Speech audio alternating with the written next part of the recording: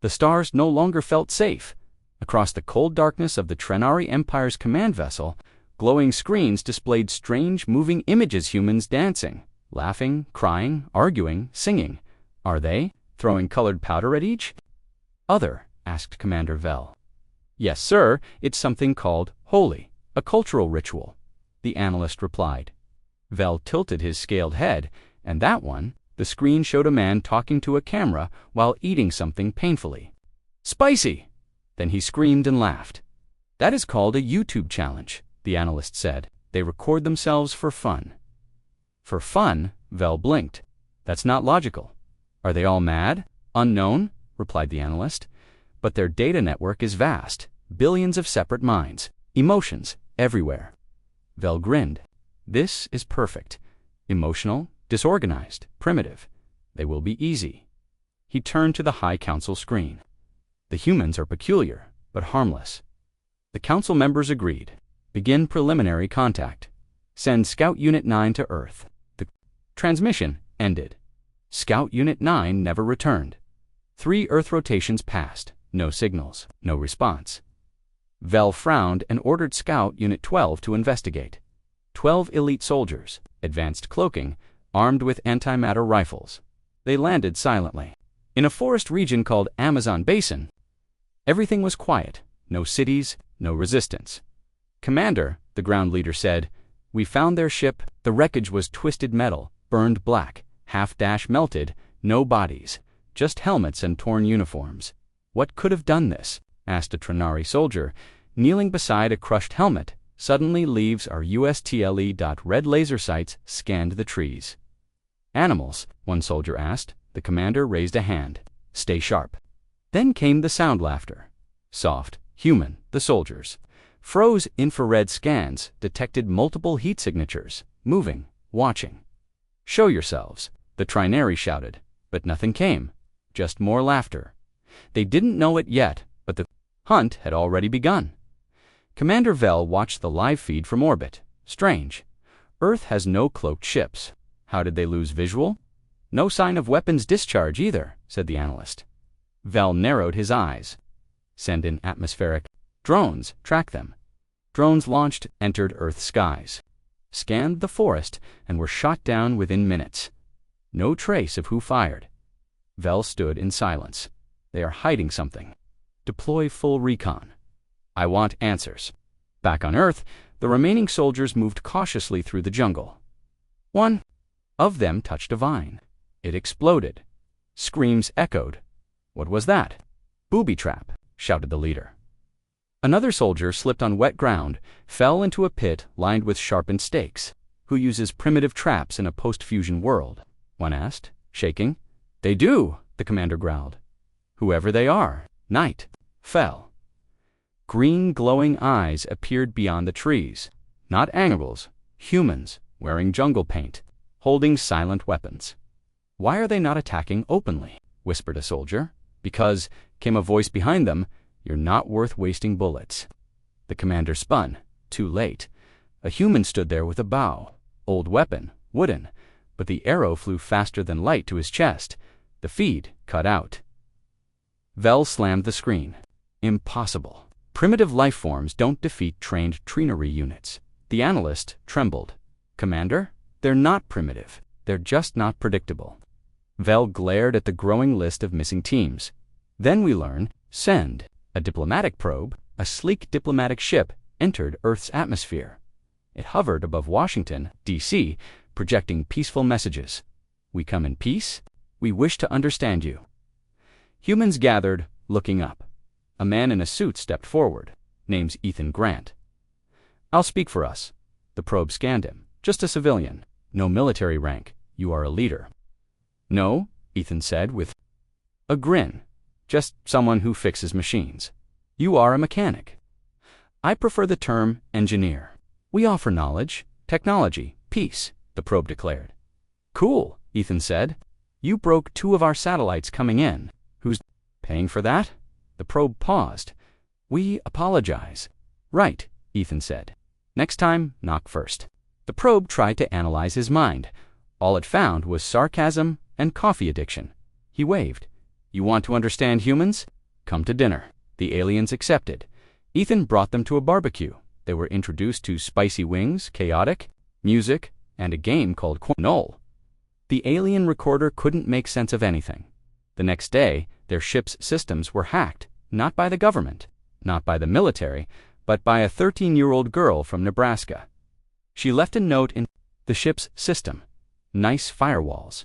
I rate them 3 out of 10. Vel watched all this in horror. These creatures, they do not fear us. No, the analyst whispered. They find us amusing. Reports flooded in from other regions. A trinary drone was trapped by 2 teenagers. Using magnets and TINFOIL, another unit was overwhelmed in a marketplace when a human yelled, "Alien! Free selfie!" They were mobbed, hugged, filmed, uploaded. The trinary were becoming jokes. Memes spread. One showed a trinary slipping on a banana peel with the caption, "Galactic Elite versus Earth 101." Vel's fists tightened. This is war. A transmission from the council blinked in. What is the status? Vel replied, We underestimated them. Gravely, a council elder frowned. Explain. Vel took a breath. They are not logical. They are not united. But they are dangerous. The elder laughed. They throw pies in each other's faces. They eat frozen milk with chocolate. They dance in the rain. How are they dangerous? Vel looked directly at the screen, because nothing we do makes sense to them, and nothing they do makes sense to us. The elder leaned forward. Then perhaps it's time to stop watching and start controlling. A decision was made. The first invasion would begin in 6 Earth days. Vel returned to his quarters. One last Earth video. A man jumped from space with a parachute, laughing the whole way down. Then a quote flashed. Some people wait for the future. Some people build it. Vel whispered. What kind of species are you? On Earth, Ethan sat by a bonfire with friends. He looked at the stars. They're coming, he said. One friend asked, How do you know? Ethan smiled. Because we made them angry. Someone laughed. They think we're strange. Good, Ethan said, sipping his coffee. Strange is hard to beat. Above Earth, cloaked ships moved silently into orbit, but eyes were already watching from below. Because humans always adapt, and the Trinari. They were just starting to learn what that meant. The sky shimmered as the Trinari diplomatic cruiser descended. People on Earth looked up, shielding their eyes from the sunlight bouncing off the alien metal. It was sleek, smooth, and silent, like a knife made of stars. They expected humans to panic. They expected fear, silence, surrender. What they got was a crowd of people holding phones, waving, filming. Some even had welcome signs. Aliens welcome first drinks on us. One man held up a sign that read, Take my ex. She's free. The Trinary officer inside the ship blinked. Commander Arzik reporting. We have visual contact. A voice crackled from orbit. What is the reaction of the population? Arzik hesitated. They're smiling. Some are offering what they call hot dogs. Hot dogs, the voice asked, confused. Arzik sighed. We'll begin formal contact. He stepped out of the ship the moment his boots touched Earth soil. People started cheering. A child yelled, Cool costume. A woman shouted, Is this a prank? Where's the camera crew? One man approached, extending a hand. Name's Officer Jenna, he said. I'm local police. Welcome to Ohio. Arzik looked at the hand. Jenna laughed. It's a handshake, just a greeting. The aliens slowly shook the hand. Thank you, Arzik said. More humans gathered. Arzik pulled out the translator sphere. He floated it in the air. It glowed blue. We are the Trinari, the sphere translated. We come to study, understand, and offer unity. The crowd stared. One man clapped. Sounds like a speech from a sci-fi movie. Someone else whispered, Bet they've never tried barbecue. A boy ran forward with a can. Try this. It's called soda. It'll blow your mind. The alien looked at the can, scanned it, then tasted. He gagged. Too much sugar. The humans laughed, and that's when Arzik felt it for the first time. This wasn't like any other species he'd met. They weren't afraid. They weren't formal. They weren't logical. They were curious. Too curious. Hours later, the Trinari cruiser sat under repair. A human child had accidentally kicked a soccer. ball into one of the vents, jamming the cooling system. "Apologies," Jenna said. "Kids, it's fine," Arsik replied, though he was clearly irritated. Another human, a woman in overalls, approached with tools. "Need help?" Arsik turned. "You are an engineer." "Yep, name's Riley. I fix trucks. I figure alien engines can't be that different." He stared at her in disbelief. She didn't wait for permission. She walked under the ship and popped open a panel. "You guys ever hear of heat sinks?" she muttered. He called to her. "That is advanced technology," she shouted back. "You're overheating your coolant loop. I'm upgrading it." 10 minutes later, the ship ran smoother than before. She wiped her hands on her pants. "Told you just needed real tools and common sense." Arsik stared. "How?" She winked. "Welcome to Earth." Later that day, Arsik met with Ethan Grant, the same man from the first encounter. Ethan was waiting with a sandwich and coffee. "Want one?" he asked, holding out the sandwich. "No, suit yourself." Ethan sat on a crate, chewing. He said, "You guys finally trying to make peace?" "We are here to establish harmony," Arsik replied, "not war." Ethan looked at the trees. "Then why's your fleet hiding behind the moon?" Arsik froze. "You didn't think we'd notice?" Ethan chuckled. "We've got backyard telescopes now. You might be cloaked, but you're not invisible." Arsik straightened. "Our presence is defensive." "Sure," Ethan said, "and I drink decaf." Arsik was starting to lose his temper. "I have orders to study you, your systems, your behavior." Ethan smiled. "Study away." He picked up a wrench and tossed it in the air. Arsik's eyes followed it. "Let me show you something," Ethan said. He took Arsik to a junkyard, rows of broken machines, rusted metal, shattered glass. "This," Ethan said, "is where we put stuff we stop using." "It looks like a battlefield," Arsik muttered. "Sometimes it is," Ethan replied. "Sometimes we tear things down to build something better." He picked up a broken radio. "Most people see trash," he said. "Humans see possibilities." He opened the radio, pulled out wires, twisted two connectors, and attached them to a car battery. The speaker crackled. Music played. Arsik stepped back. "You rebuilt that in seconds?" "We improvise," Ethan said. "We adapt. We fix. We survive, even with no rules. Especially with no rules." Arsik turned away, his mind racing. He had studied over 90 species. All followed structure, order, predictable evolution. But humans, they were chaos with a purpose. That night, Arsik sent a report to Vel. Earth is dangerous in a different way. They do not act as one. They do not follow logic. They are individually chaotic, but collectively brilliant. Vel replied, "Do they pose a threat?" Arsik paused. He looked outside at the night sky. Fireworks burst in the distance random. "Celebration," he answered carefully. "They are not a threat. They are the question we didn't ask." Vel frowned. "Speak clearly." "They make weapons from toys. They build systems from trash. They laugh when they're supposed to cry. They win battles they should lose." He sighed. "They are not the strongest, but they may be the most dangerous."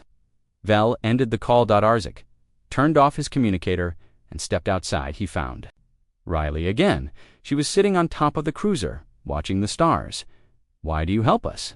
he asked. She smiled. "Because you're new here, and Earth's hard to understand. I have studied over 100 worlds." "Yeah, but Earth's not a world. It's a storm. A storm, a place full of noise, mess, pain, and beauty." He looked at her.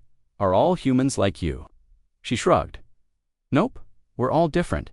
That's what makes us human." Arsik sat beside her, staring up. He whispered, "I don't understand your kind." Riley smiled.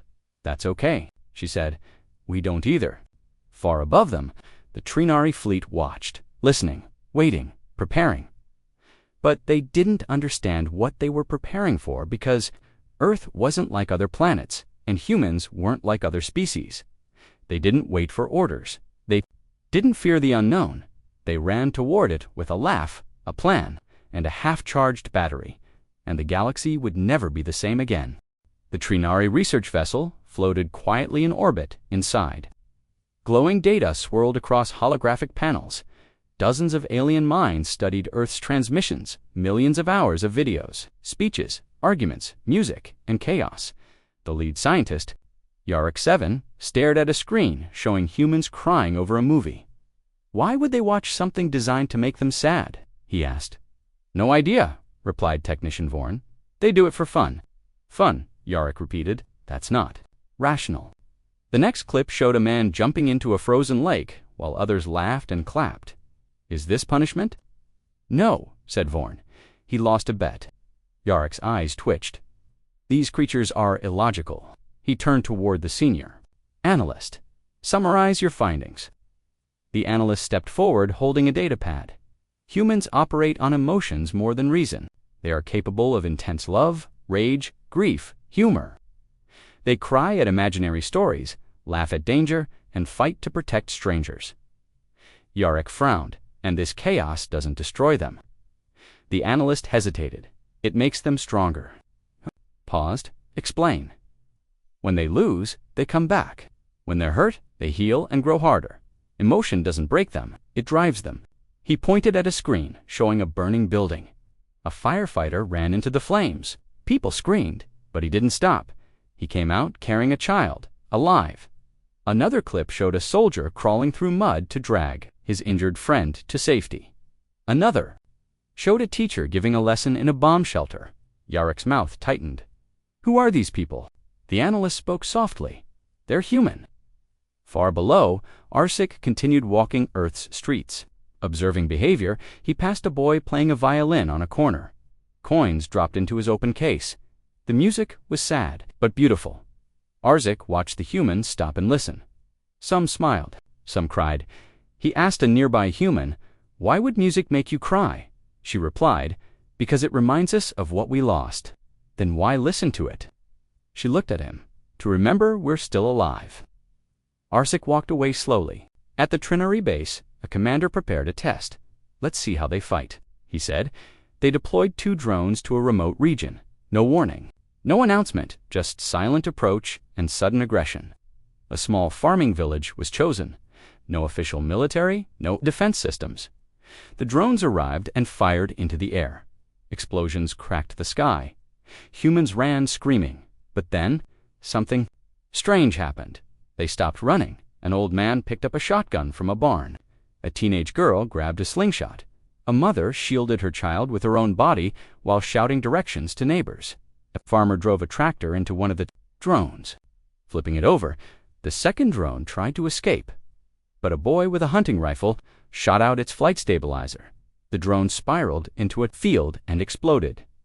The village stood in silence. Smoke rose. Then came the cheers. The humans celebrated. Not because the fight was over, but because they had survived it back in orbit. The Trinari War Division watched in confusion. That village had no soldiers, one officer said. They don't need soldiers, the general replied. They all fight, even children. Yes, especially children, General Vell reviewed, the footage in silence. These aren't warriors. No, said a commander. They're worse. They're survivors. Vell narrowed his eyes. Prepare a second test. They chose a city this time, smaller, unimportant, or so they thought, but before they could act, the humans responded. A hacker intercepted their drone controls. The code was basic but terrifyingly effective. 15-year-olds had used old Earth software. To override alien targeting, she left a message. Try again and we'll send you back your own drones. In pieces. The Trinari Council met immediately. This is getting out of control, one elder said. Vell stood up, permission to proceed with full planetary scan. Granted, thousands of probes were launched from orbit. They began scanning human history, war. After war. Victory, after hopeless odds, destruction followed by rebuilding, genocide followed by unity. One report said, humanity creates horror, then builds beauty from the ruins. Another report found something stranger. In human prisons, inmates told jokes to survive. On battlefields, soldiers danced before combat. After disasters, strangers formed rescue teams before governments arrived. Vell stared at one file. It showed a human artist painting a mural on a broken wall.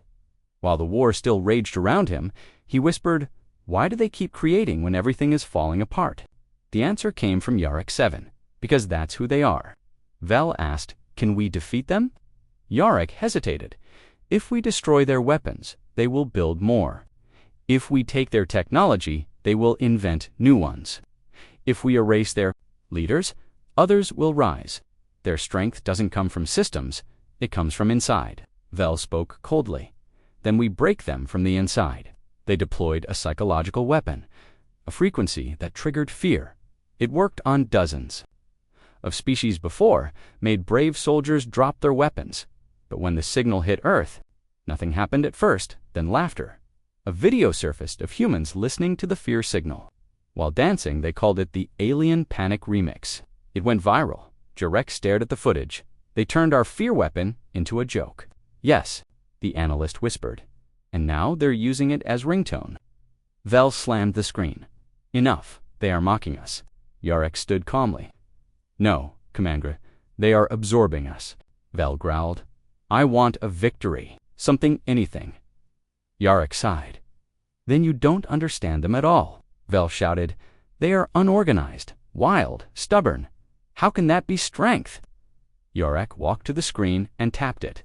Displayed a human protest, millions walking together without being told to. No orders, no plan, just belief. They don't need control to move as one. Vel fell silent.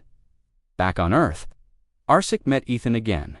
They walked through a damaged area still being repaired. People hammered wood, moved bricks, shared water.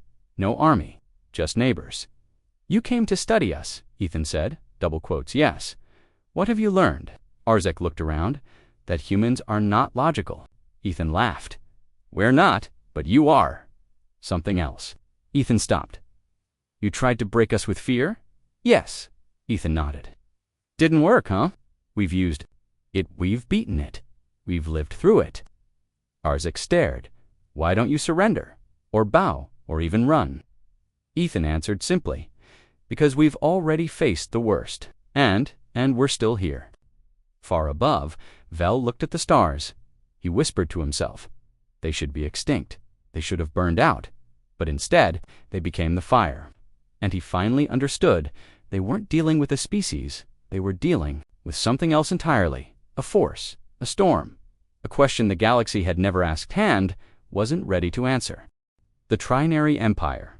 Prepared for battle, enough was enough. Their scientists had failed. Their diplomats had failed. Now, the warriors would act. Commander Dravix was chosen to lead the mission. He was a legend famous for conquering 6 worlds in a single cycle. His ships were loaded with plasma cannons, gravity bombs, and anti-adaptive armor. This time, Dravix said, we teach Earth fear. His fleet descended into Earth's upper atmosphere, global. Military radars detected the invasion. Instantly, missiles launched. Planes scrambled, but none reached the Trinari ships. They had shields advanced, cloaking, superior tech. They landed on a small island in the Pacific. Dr. AVX stepped out in full armor. Humans watched from behind fences. Cameras streamed everything. One soldier whispered, "Why are they smiling?" Another replied, "They're recording us, like it's a movie." Suddenly, a man stepped forward. He was unarmed, wearing a t-shirt that said, "Don't panic. I'm Marcus," he said. "Welcome to Hawaii." Dravix frowned. "You do not fear us." Marcus shrugged. "Should we?" "You are surrounded," Dravix said. "Your weapons are useless." Marcus pointed at a nearby jeep. "It's not about weapons." Dravix glanced over. The jeep had no guns, just a human woman tightening bolts. She stood up, name's Tara, mechanical engineer. She wiped grease from her hands. "Nice ship you've got. Bet it doesn't like sand." Dravix narrowed his eyes. "What?" "Do you mean?" Tara grinned. "Give it a few hours. Your intake vents are already clogged." He looked down. Fine grains of volcanic sand were everywhere. She walked off casually. Dravix's second-in-command whispered, "Why didn't we land somewhere cleaner?" "Because I didn't expect them to weaponize the ground," Dravix muttered. Across the island, small resistance teams formed, but they weren't soldiers. They were surfers, mechanics, fishermen, and tourists. Dravix ordered an attack. The Trinari soldiers moved fast, using cloaks and rifles. But one by one, they were stopped. A fisherman used a net trap. A woman set off an oil explosion using a car battery and matches. A group of teenagers used fireworks as signal flares to blind sensors. It didn't make sense. None of it followed patterns. Dravik screamed into his cums. They are using toys. They are improvising, his lieutenant replied. They are adapting. Dravik sent a drone squad to eliminate the humans. The drones flew low, fast, and armed. But they didn't expect birds. Yes, birds. Dozens of pigeons released from a nearby building, trained by an old man, they flew into the drones. Jamming rotors, some drones fell. Others crashed into buildings. Covered in shiny foil, solar reflections fried their sensors. One drone flew into a clothesline and exploded. Dravik shouted, "Why are we losing to farmers and children?" "They don't follow rules," the lieutenant whispered. Dravik growled, "Then neither will we."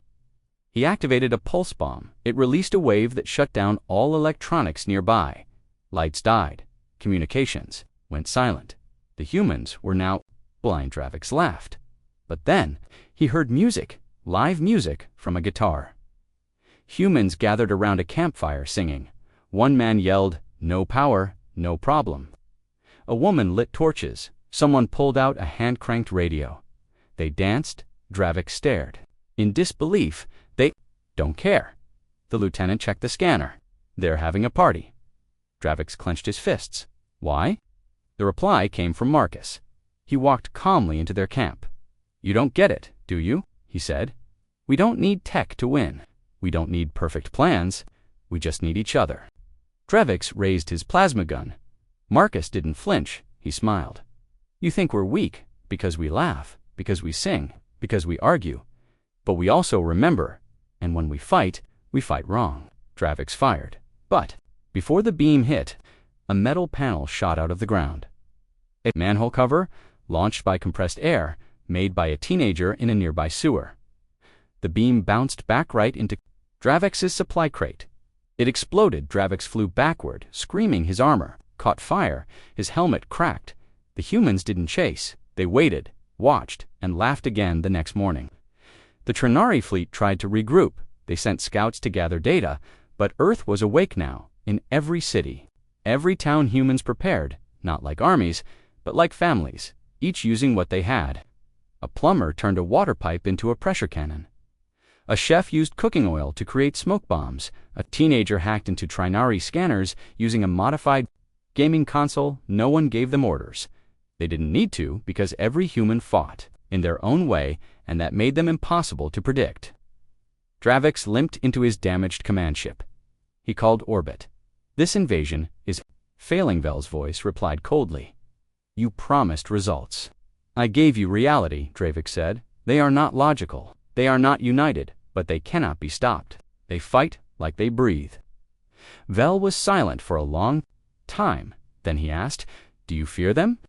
Dravik stared at his reflection in the cracked console. A moment later, the feed ended in orbit. Vel turned to the council. "They don't fight to win," he said. "They fight so you'll never forget losing." On Earth, humans continued to prepare. Not because they wanted war, but because they knew it might come again. Terra fixed a water purifier. Marcus rebuilt a drone from scrap metal. A child made a slingshot out of rubber bands and a toothbrush. And all across the world, people remembered. They remembered what it meant to be underestimated too. Be mocked to be strange, but more than that, they remembered what it meant to be human, and they were ready. The Trinari Empire had used every weapon except one. They had tried fire, fear, and machines. None had worked now. They prepared something different, something ancient. Project Shiver. A psychological weapon designed to break the spirit, not the body. It had worked before. Dozens of planets had fallen. Entire species had surrendered without firing a shot. Now Earth would face it. General Vel gave the order. Release the pulse. A dark wave moved from orbit to Earth, invisible, silent, but powerful. It carried sorrow, fear, and despair. Every human brain touched by it would feel emptiness, hopelessness, an unbearable sadness with no source. The Trinari called it soul quiet. They waited, but Earth did not go quiet. In fact, something strange happened. People cried, but not the way the Trinari expected. They cried at movies, at songs, at memories. One video went viral. A woman holding a picture of her late husband, tears in her eyes, saying, "I miss him every day, but I keep going." Another showed a firefighter with burns on his hands, hugging the child he saved. A teenage girl posted a clip of herself, crying in her room, then smiling, then playing guitar. The caption read, "It hurts, but I'm still here." Vel was confused. Why? Is this not working? Yarrick 7, now Earth's lead analyst, replied carefully. They're using it. Using what? The signal, the emotion. They're turning it into strength. Vel slammed the console. Impossible, Yarrick continued. They've always done this. Humans don't run from pain. They live through it. Another video showed a man running into a burning building. He came out coughing, carrying to strangers. When asked why, he said, "Because someone had to." Vel turned away. They're emotional. That's their weakness. No, Yarrick said, that's their weapon. Vel's eyes narrowed. They weaponize emotion. Yes, you're telling me crying makes them stronger? Not the crying, Yarrick said. The healing after. Meanwhile, Arcik continued walking the streets of Earth. He had watched them laugh during disasters. Now, he watched them cry during peace. It confused him more. He met a woman named Lena. She was sitting outside a small bakery, tears on her cheeks. He asked softly, "Are you hurt?" "No," she replied. "I'm remembering. Remembering what my brother. He died in the flood last year." "I'm sorry," Arcik said. Sitting beside her, she wiped her face. "But I remember how he lived, not just how he died." Hesitated. How can sadness be beautiful? Lena looked up because it means it mattered. That night, Arcik sent a message to Orbit. These people bleed with meaning. Everything they feel turns into something else. Art, music, fire, movement. They don't bury emotion, they build with it. Back in orbit, Vel ordered Phase 2. If sadness failed, maybe rage would work. He sent ships to destroy a famous human. Landmark, an ancient bridge, historic, cultural, loved. Trinari fighters fired. A precision blast, the bridge collapsed. Millions saw it live. Silence followed. Then the sound of hammers, shovels, voices the next day. People gathered not with weapons but tools, engineers, artists, families. They started rebuilding. A message was carved into the first stone. You can break our bridges, but not our will. Vel watched, furious. They should be angry. They are, Yarrick said, but they turn it into action. Another video surfaced. A girl painting on a wall, destroyed by Trinari bombs. She painted two hands holding each other. Her caption, "We." "Hold on," Vel shouted. "Enough of their messages. Show me fear." Yarrick paused. "There is fear, but they don't run from it." He showed a clip of a soldier in a wheelchair. He had lost both legs. Now he trained others in combat. He laughed. As he fell during a drill, then stood up with his arms and said, "Again." Vel stared. Yarrick whispered, "They don't let fear end them. They let it move them." Desperate now, Vel approved the use of echo gas. It caused hallucinations, panic, nightmares. The Trinari dropped it into a small city at night. They expected chaos. Instead, people lit candles, sat together, told stories, sang lullabies. A nurse stayed awake 36 hours helping victims. Stay calm. She collapsed only after everyone else was safe. A man with a guitar walked street to street, playing gentle music. Children followed. Cried, but they stayed together. Vel didn't understand. What is this species? Yarrick gave the final answer. The storm that learns. They feel everything. They suffer deeply, but they always, always stand back up.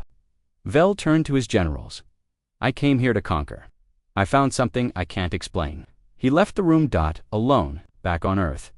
Humans continued living, grieving, healing, building. They weren't the strongest species, not the fastest, not the most advanced, but they were the only ones who made pain into power. The only ones who cried one day and fought the next. The only ones who laughed at fear and sang through sorrow. They were not just emotional, they were terrifying, because they felt everything and still chose to rise. The council was quiet. Vel stood before them, face hard, voice low. "We failed." The elders stared, confused. "We have superior weapons," one said. "Superior training, superior logic." Vel nodded. "And none of it matters here." He tapped a screen. It showed Earth, still chaotic, still burning in places, but rebuilding in others. You wanted control, Vel said, but they cannot be controlled. Another elder asked, then what do you suggest? Vel looked tired. Leave, but not everyone agreed. Deep within Trinari Command, a secret project stirred, Project Scourge, a plan so dark even the Council feared it. Yarick 7 had warned them, use this and they will never forget. But one young strategist, obsessed with order, disagreed. Her name was Serix. She believed Earth needed to be purgatory made. From the ashes, she activated the plan without permission. An ancient weapon, a dark satellite, hidden in a black hole's edge. It moved slowly toward Earth. On Earth, Ethan Grant walked through a ruined town. He saw broken buildings, burned cars, but also gardens blooming in the cracks. Children playing near old walls and laughter. Always laughter. He met Riley, the engineer, in a broken train station. She was fixing a rusted water pump. You still building things? Ethan asked. She looked up. Someone has to. He smiled. You ever stop? No? Just then, a warning came through an old radio. Not from Earth's government, from the stars. A voice ERX. This is not the Empire. This is one individual. Earth is in danger. A weapon is coming. From who? Ethan asked aloud. Riley frowned. Doesn't matter. We need to prepare. Across Earth, humans got the message. No leader gave orders, but everyone knew what to do. Mothers packed supplies, fathers reinforced shelters, teenagers built signal jammers from car batteries and junkyard scrap. Children helped carry food. Old war. Veterans pulled out dusty gear. People prayed, people cried, but no one gave up far above. The weapon arrived, the black core, a sphere of anti-light, not fire, not radiation, something worse, silence. It would erase thought, erase feeling, a cold vacuum that killed the soul when it fired. Cities would still stand, but humans inside would be hollow, empty. But Earth had one thing left, a weapon. Even Serix didn't. Understand, it wasn't metal, it wasn't code, it was fury. The kind born from loss, love, and survival. As the sphere powered up, hundreds of signals hit it. Music, poems, speeches, laughter, old Earth. Signals filled its sensors. Children singing, soldiers shouting. One audio loop repeated endlessly, we are strange. We are broken, but we are alive. The sphere trembled, confused. This wasn't data, it was noise. It couldn't block it, because the noise had meaning. The weapon cracked its mind. Artificial, but sensitive, collapsed. The human emotion didn't kill. It dotted, overwhelmed it. The black core fell from orbit, burning. It crashed into the sea. Serix screamed. How? How did they stop it? Yarick answered calmly. Because you attacked the wrong thing. You attacked their hearts. They don't break the way you think. They burn hotter. On Earth, celebrations broke out. They had survived again. Not because of guns, but because of voices, a feeling of stubborn, beautiful noise. Arzik stood beside Ethan, watching fireworks. You should be dead, he said. Ethan nodded. Died 1,000 times. But we didn't. Arzik looked up at the stars. You were never the weakest species. No, Ethan said. We were just the strangest. And maybe, he added with a grin, the most dangerous. The galaxy had changed.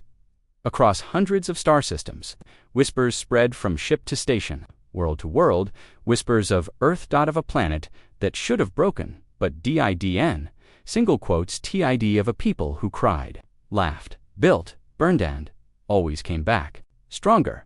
Some called them monsters in human skin. Others called them miracles with dirty hands. But one thing was clear. No one wanted to make them. Angry again, yet something else was watching. Something worse than the Trinari.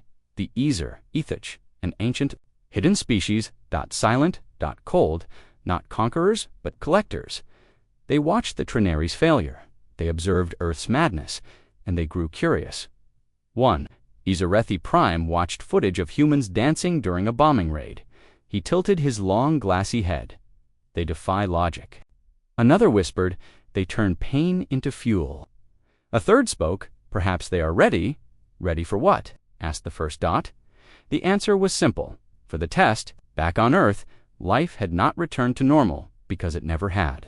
Normal humans were still rebuilding, still adapting, still inventing strange new ways to stay alive and stay joyful in a small desert town. A girl built a wind-powered phone charger from scrap metal and an old bike in a flooded coastal city.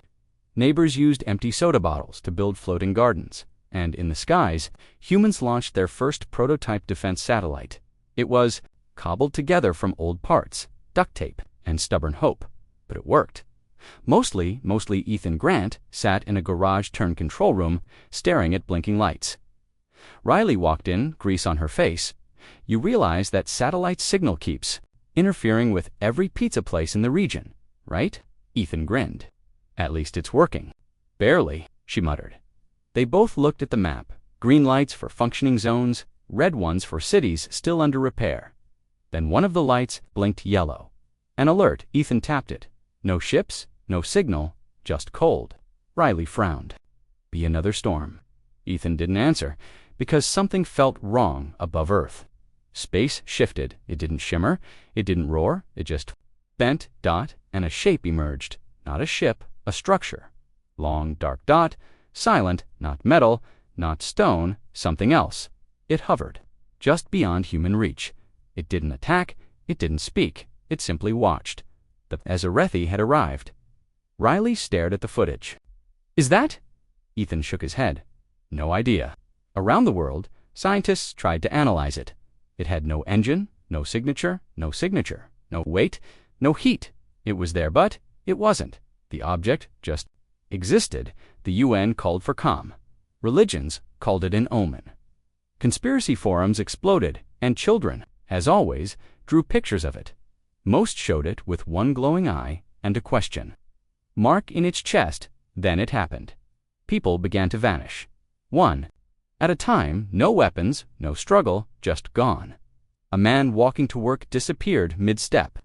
A girl brushing her teeth vanished with her brush still spinning in the sink. Whole classroom vanished, except for the empty chairs and backpacks. Ethan stared at the growing list, each name highlighted, each timestamp recorded. Always one thing in common. Had once defied death, survivors, fighters, mourning. Mothers, wounded soldiers. They weren't targets, they were samples. Azarethi were collecting them, but why? Riley figured it out first. They're studying our pain, she whispered. What? They want to know what makes us keep going. Ethan stood silent. Then a message came. Not a transmission, a dream. Every sleeping mind on Earth saw it. A black field, a doorway, and a voice, cold, beautiful, terrifying. Show us your worst. Show us your truth. Show us why you are still alive. When the world woke up, there was silence. No attacks, no demands, just waiting. Ethan looked at Riley. They want us to show them something. She nodded. But what? He thought, then said, US. Across Earth, humans prepare not for war, but for proof. They began to send signals. Up, not weapons, not threats, stories. A blind artist painting images of his memories. A father building prosthetic legs for his son. A refugee teaching science in a ruined school. Each one was sent as light as sound, as data as feeling, and the Azarethi listened. The black structure pulsed, watched, absorbed, and then replied. One signal, one word. More. Humans dug deeper. They sent music written in prison camps, journals of those who lost everything but kept writing, footage of a girl with terminal illness dancing in a hospital hallway, and still, the Azarethi watched no attack, no threat, just the same impossible word, more. Finally, Earth had nothing left to send. Everything was shared pain, joy, loss, rage, love, all of it. And then something changed. The black structure bent again, and from it, light thousands of tiny sparks. Each spark became a shape, and slowly, they returned, the missing humans, alive, unharmed, but changed. They all spoke the same sentence. We showed them what it means to feel, and they let us go. The Azarethi didn't stay. They vanished without sound, leaving only one final signal. You are the answer we never found. You are the wound that refuses to close. You are strange. You are terrifying. You are beautiful, and Earth knew. The galaxy had seen them, really seen them, and feared them not for their strength, but for something far deeper, their ability to suffer and smile, to be broken and still build, to burn, cry, scream and still sing. And somewhere in the silence between stars, the oldest species in the galaxy now whispered one name with awe. The Ezereth were gone, but they left something behind. Not a ship, not a message, a seed. It floated in low orbit, silent and silver. The size of a small moon, it didn't move, didn't glow, didn't even hum, but everyone on Earth felt it like pressure. In the chest, like something was watching, something waiting.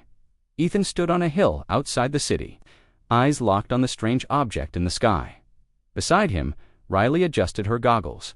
Still just hanging there, she said. Ethan nodded. Yeah. Too quiet. Scientists scanned it. Nothing.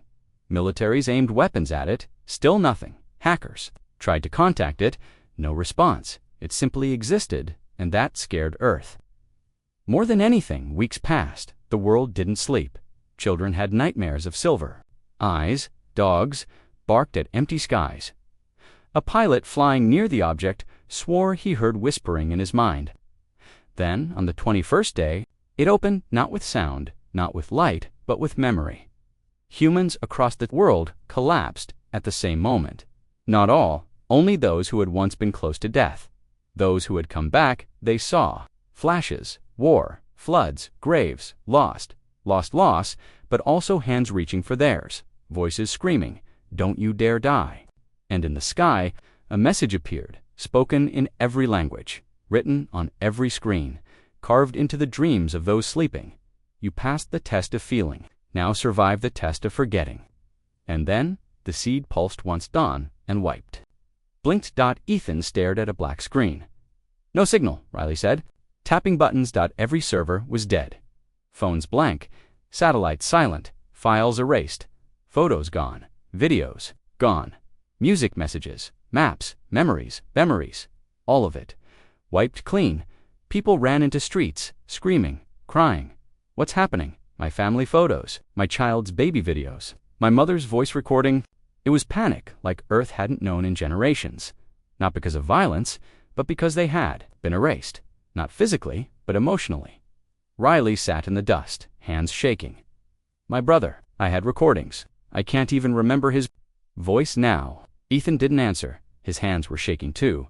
Across Earth, humans tried to recover, but nothing worked. The seed had infected every connected system, even backups in metal vaults, even drives, buried in stone. Gone, but in the ruins. Something began to rise. Handwritten letters, photo albums, paintings, stories, told from mouth to mouth. Grandparents began speaking again.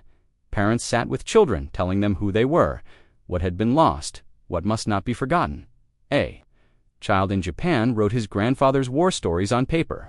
Boy in Nigeria rewrote his mother's recipes from memory and gave them to his village. In the absence of data, memory returned to its oldest form people. Living archives, and still, the seed watched. It pulsed again, and this time language shifted all over the world. Words began to disappear. Eyes wide, she tried to say something. Nothing came out, and still. They understood each other. A glance, a breath, a tear. It was enough. Earth fell into silence, but not stillness. Hands moved, eyes spoke people. Gathered around fires again like long ago, drawing symbols in dirt, explaining life with pictures, music, dance, and slowly. Something new was born. Not the same languages, but new ones, built together, formed from memory, expression, and shared survival. A deaf girl in India created a sign that meant we are not broken. Phase. No light. No sound, just emotion. A wave of numbness spread, hearts went cold, tears dried, laughter vanished, not from fear, from inside. Humans felt nothing, and that was the real weapon. No rage, no grief, no joy, just her. No words, no thoughts, just quiet all across Earth. People stopped moving, stopped caring, stopped feeling, and that's when the smallest resistance began. Not from warriors, not from leaders, from a child. A girl, maybe 6 years old, stood in a hospital. She had lost her parents, her voice, her memories, everything. But she picked up a crayon. Heart. She gave it to a nurse. The nurse blinked, stared, then cried. Just one tear, then another. The nurse gave the drawing to a man in a wheelchair. He smiled, weakly, and whispered a word. Family. That spark spread. People touched their chests, felt something small, but warm. They didn't remember everything, but they remembered enough to rebuild, to care, to fight. One spark became 2, then 10, then 1,000. A wave of emotion exploded. Across the globe, tears returned. Laughter broke out. Screams filled the sky, note of fear, but of raw, resisting. They were growing, past pain, past logic, past loss. Something new woke up inside them. Deeper than memory, deeper than memory, deeper than language. A force the galaxy had never. They felt them. We are still here. We still matter. You cannot erase what we choose to become. The seed cracked, silver lines spread. Its surface pulsed once more, then shattered, not from missiles, not from machines, but from meaning, from human will, from love, from grief, from fire that refused to go out. And as the pieces fell, Earth didn't cheer. They held hands, they held stories, they held hope, because now they knew the final test wasn't survival, it was memory, and they passed it together. The galaxy was listening. After the seed shattered, thousands of advanced species turned their attention toward Earth. They watched in silence. They studied the signals, the pain, the fire, the stories, and most of all, the survival. But not everyone was inspired. Some were afraid, some were angry. Others saw opportunity. The Zixari, a cold-blooded empire of logic and math, held a private meeting. Inside their command chamber, lights flickered over shifting crystal panels. High strategist Korix tapped his clawed fingers on the table. They survived memory erasure. They survived language collapse. They survived emotional nullification. Another scientist replied, they didn't just survive, they evolved. A third added, they changed faster than our simulations could track. They are unstable, Korix muttered. They are dangerous. And now, he said coldly, they are noticed. The Zixari made a decision. Earth was no longer a curiosity. It was a threat. They launched a stealth operation. Not to invade, not to destroy, to copy. We wanted to capture the source of human resilience, the chaos, the defiance, the unbreakable spark. They sent a ship cloaked in starlight, a perfect mimic drone. No sound, no energy trace, no presence. It entered Earth's atmosphere over the Arctic. No one saw it, except one, a man named Samuel Cross. He was a lighthouse keeper at the northernmost coast, an old job, a forgotten one, the kind of person the galaxy didn't notice. Until now, the sky shimmered above him, lights bent, the wind stopped, and a silver ripple opened in the clouds. Sam didn't panic. He poured a cup of coffee, looked up, and said, "You lost." The mimic drone hovered in silence, scanning him, his heartbeat, his brain, his memories. It attempted infiltration, probed his mind, and found poetry, regret, loss, love, a song about a woman he'd once danced with in the rain. A scream he gave when his son died, a whisper of thanks he muttered every morning he woke up. It was too much. The drone twitched, its sensors glitched, it tried again, but Sam simply said, "Whatever you're looking for, you won't find it. In numbers, you have to feel it." Then he stood up, walked back inside, and turned on a radio playing old jazz. The drone hovered a moment longer, then fled. But it had already collected something. Not data, not blueprints. Impression, emotion. And that was its mistake, because back in the Zixori lab, when they tried to decode what they'd gathered from Sam's mind, the system collapsed. They had built their empire on certainty, on prediction, on control. But human emotion was none of those things. They fed it into their quantum simulators, and the machines began to dream. War and art, mothers and murder, laughter and thunder. The machines began to weep, and then explode. The Zixari screamed. One scientist shouted, "They infected the simulation." Another cried, "No, they infected us." A third whispered, "They are not a species. They are a contagion of meaning." Word spread. Empires, across councils. Across old machines orbiting dead stars, Earth had become something new. Not feared for its weapons, but for its ideas, its refusal to stay in place, its need to feel, to break, and rebuild again. The Trinari watched. From the shadows, Vel, now old and scarred, stared at Earth through a cracked lens. He whispered, "I told them." They laughed. They thought fire was dangerous, but they never saw the spark that survives the ashes. They asked him one question. "What are the humans?" He smiled. "They are a story, and stories are immortal."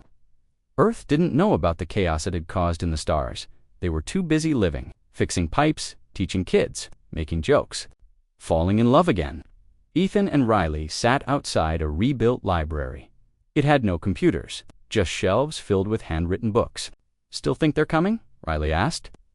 Ethan looked at the stars. "Maybe, but we'll be ready. Not with guns, but with people."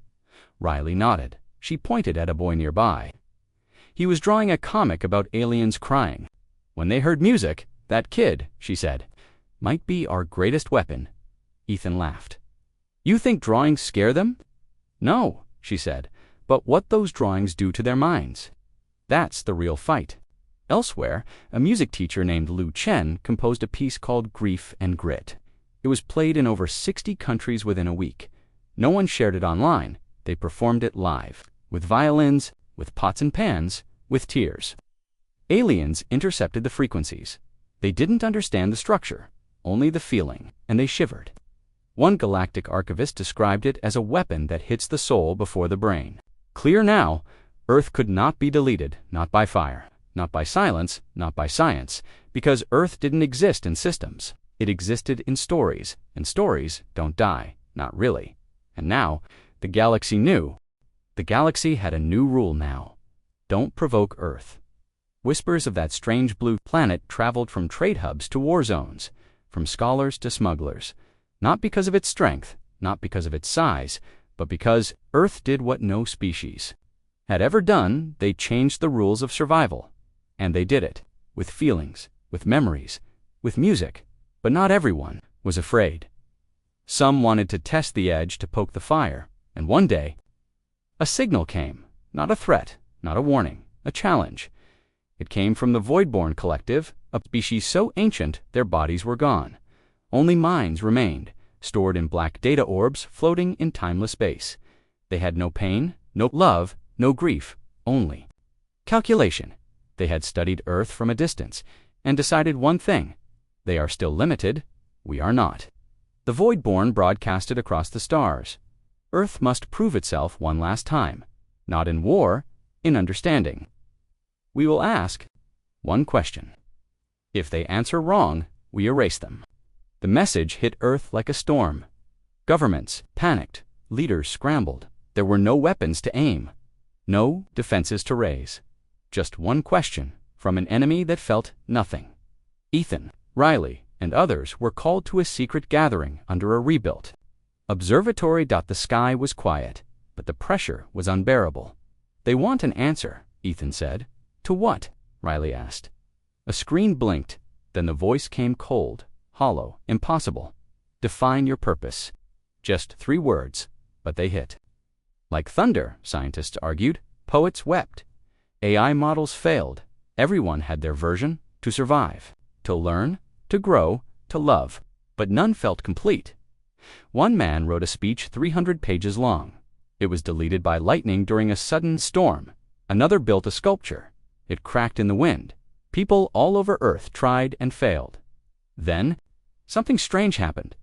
A girl named Amina, just 10 years old, sent a message not through machines but written by hand. She mailed it to the observatory.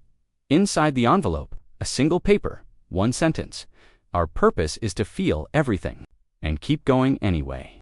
The scientists laughed. Politicians dismissed it.